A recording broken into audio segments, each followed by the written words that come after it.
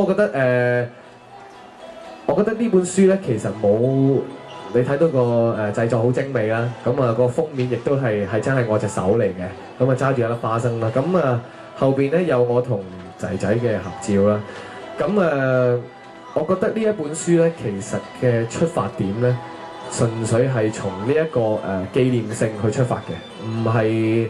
係從好商業嘅計算啊咁咯，即係我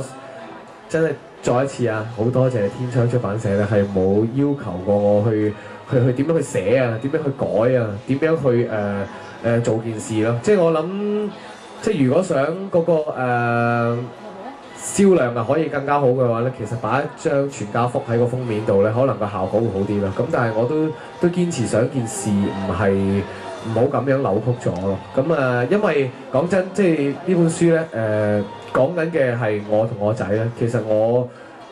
撇開即係我嘅歌手嘅身份啊，或者我同太太嘅身份咧，其實你當係一個普通嘅爸爸寫俾一個仔咧，即係你都會感受到入邊嘅愛咯。咁同埋咧寫呢本書入邊咧，我請咗好多好朋友，咁寫咗啲信喺入邊嘅。咁即係呢啲好朋友咧係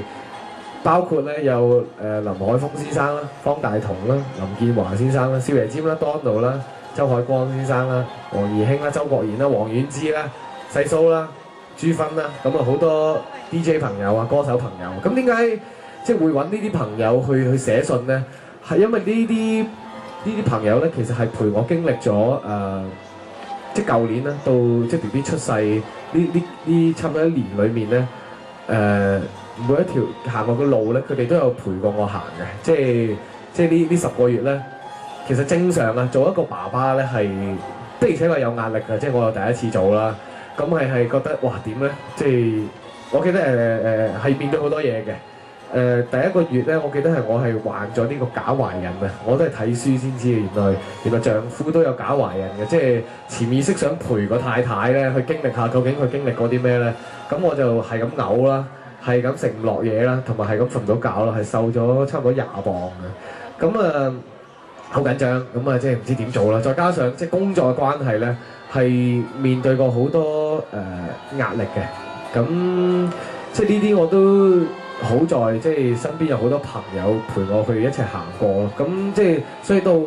本書差唔多出嘅時候咧，我都好想即係呢啲朋友可以即係寫一封信俾小朋友去鼓勵下佢啊，或者佢有啲咩感覺，其實係冇街拉嘅，即係我同佢講寫封信啦，不如幫我仔仔咁佢哋全部都有寫咯。咁當然啦，因為當中好多都係仔仔嘅契爺契媽嚟嘅，咁所以佢哋都好用心去寫咯。咁大家都覺得幾得意嘅，即係因為呢本書咧預咗仔仔係我係會18歲先至會送俾佢嘅，咁所以即係我諗，即係到佢哋仔仔大個之後，見到阿少爺占叔叔已經係好老啦，就話開始發福嘅時候咧，佢都會覺得幾得意咯。即係原來呢個叔叔後生嘅時候係好瘦嘅，有寫個信俾佢嘅咁咯。咁我覺得即係呢本書推出咗差唔多有1個月啦，我覺得最令我開心嘅係咧，有好多feedback 就係俾我，就係佢哋覺得原來社會啊，即係呢一個家庭嘅愛啦，呢啲好簡單嘅愛，即係原來係仲喺度嘅，即係呢一啲信念啊，好似有啲人會遺忘咗，即係你知香港地啦，生活咧係為咗揾食啦，同埋做嘢啫，即係呢2個藉口咧係可以令你洗刷晒你心靈上所有嘅嘢嘅，即係一句揾食啫，你就要捱啦，你就要做好多嘢嘅。咁但係原來即係